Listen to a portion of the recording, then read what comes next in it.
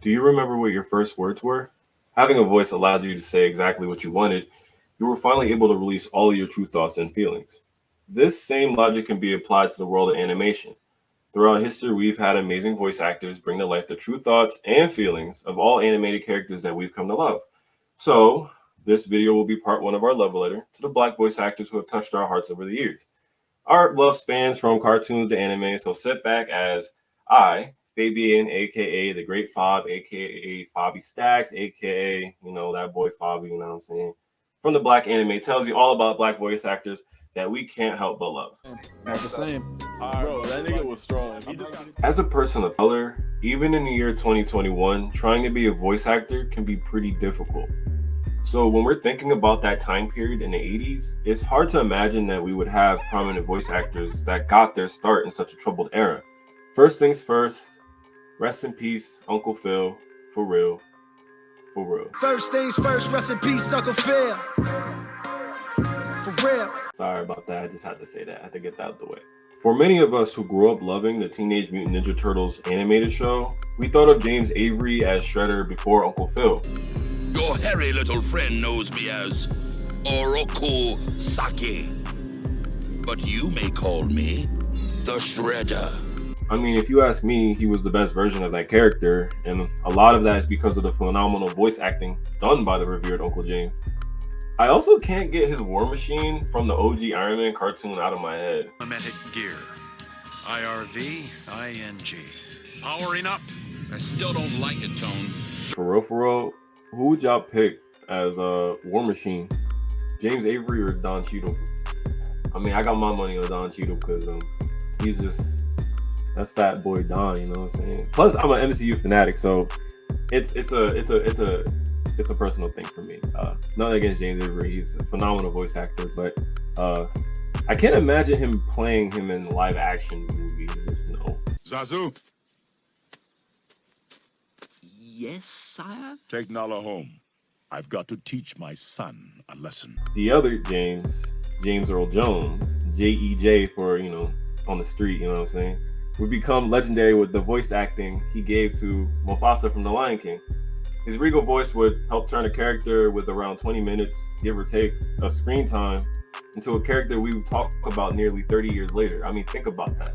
Mufasa died in the beginning of the movie, first act. He would also voice one of the most iconic villains in history, Darth Vader. You could argue his voice is what helped catapult the character into mainstream success, even though he initially went uncredited for the first two movies of the OG trilogy, which is some bullshit when you think about it. Now, as an honorable mention, we have Arthur Burkhart, who voiced Pete on Disney. He's probably one of the funniest villains to ever grace the screen. I mean, he has so many iconic moments on Disney Channel where he's antagonizing Goofy. Also him in the Goofy movie, 10 out of 10. Goofy movies in my top 3, by the way, just so y'all know. As far as animation and story, just so y'all know. He also voiced Devastator on the Transformers animated show. Just so y'all know, FYI, that's just a nice tad bit for y'all. Not the same, bro. Not even close. Now, for most of us, the 90s was the golden era of cartoons and anime. We were given Static Shock, the OG Spider-Man, Samurai Jack, Cowboy Bebop, Trigun, Dragon Ball Z, and etc. Anime was becoming easier to watch in the States, and it seemed like the West was finally starting to take animation seriously. New styles of animation were being created, and that meant that there was a bigger demand for voice talent. It was time for many more black voice actors to rise up to the occasion.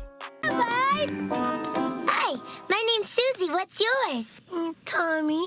Thus enters Cree Summers, the quintessential voice for your black woman characters from the 80s all the way to the 2000s. I mean, for many of us, she was the first black voice acting superstar we could remember. I mean, you could throw a dart at a board with pictures of black woman characters, and whichever you hit would probably voiced by her. I mean, she was the voice of Susie in the Rugrats and All Grown Up. She was number 5 on Kids Next Door, People on the Proud Family, and so many more characters that we could create with a whole video just about the ones she's voiced. FYI, she voiced Foxy Love on Drawn Together on Adult Swim. And for those who don't know, that's a very 18 plus raunchy adult cartoon. And she played a lot of kid characters, so it's just like her versatility is you know, it's up there. When it comes to true longevity and iconicism in the game of voice acting, Cree Summers is like our LeBron James or Michael Jordan if we were being more era accurate. I mean, you could argue that she likely has the most recognizable voice in the game ever. Raising Townsville and keeping us awake. I'm sorry, did I wake you? We have Kevin Michael Richardson and Keith David. These two came into the 90s and decided to take it over with their phenomenal voice acting. You had this guy, Kevin Michael, voicing Barney from the Flintstones and Dr. Julius Herbert from Simpsons.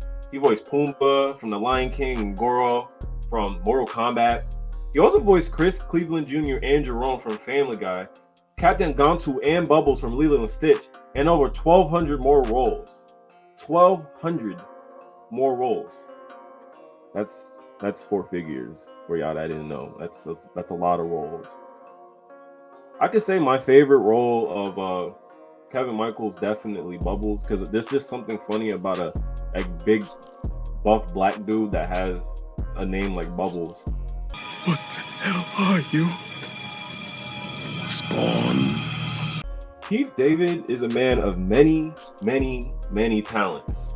And he starred in hit shows and critically acclaimed movies across all mediums. I mean, in the 90s, he would take upon the voice of Spawn, which would help the character become more widely known than ever. This man went on to voice Goliath from the Gargoyles as well, which is a go-to show for many who don't know or were able to watch it during its initial run. He would carry on his voice talents to the 21st century with voicing T'Challa in the Black Panther cartoon or Dr. Facilier from The Princess and the Frog. He's definitely a personal favorite of mine, and I hope we can get him voicing some more characters in the future, definitely. Now, we would be tripping, and even worse, capping, if we did not add Dorian Harewood to this list and give him his flowers. Because in the 90s, he was going back to back voicing hit characters like War Machine and the Incredible Hulk from both their 90s TV shows, which adds to the question, who is the best War Machine, Dorian, James, or Don Cheadle? I mean, I'll leave that up to y'all to answer in the comments, but I'm very curious about that one. He voiced Shredder in the Teenage Mutant Ninja Turtles TV show. Although this aired in 89, we're gonna add it anyway because 89 is basically the 90s. He voiced Ari in the Sonic the Hedgehog show. My man was none other than Mr. Jack Briggs in the Mortal Kombat show in 1996. He was Talos and Little Anton in the Gargoyles, Monster Bupkis from Space Jam, and Tombstone in the OG Spider-Man series. This man still got an acting career and got voice acting credits all the way up to 2021. It's actually ridiculous. We have a few honorable mentions for the 90s, starting with Brock Peters, who voiced Jomo from the Wild Thornberrys, along with many other smaller roles. He would voice a few characters in the early 2000s as well. Now, the most surprising one that we dug up was Jaleel White as the voice of Sonic in the original Sonic the Hedgehog show and in the Sonic Underground show. As a people, we have been vastly undermining the talent of Jaleel White because I don't know how we go from his work on Family Matters Did I do that? to being honestly one of the best establishing voices for Sonic. That rope can break any sec. Put him here in the cage. The key's on Grounder's belt. Yeah, good thinking. That man is goated. He is talented. Sonic, I love those shows as a kid, and just knowing Jaleel White took part in that and was a big part of that, thank you. Vastly undermined, vastly underrated. We need to bring more attention to that. Lastly, we have Isaac Hayes and LeVar Burton, aka Mr. Reading Rainbow. Isaac Hayes has done a few voice acting roles, but his most notable is Jerome Chef McElroy from South Park, while LeVar Burton's most notable role is Kwame from Captain Planet. And that's all we have for today. Tune in to part 2 of the Black Voice Actors Matter, where we get into talking about voice actors from the 2000s to all the way to the 2010s, whenever we get that finished. I mean, shit. But also let us know which one of these voice actors are your favorite, or if we missed one, because we probably did. No, I did the research on this one, so I probably did. Again, this is Fabian signing off with Black Anime, and I'll see you guys on the next one.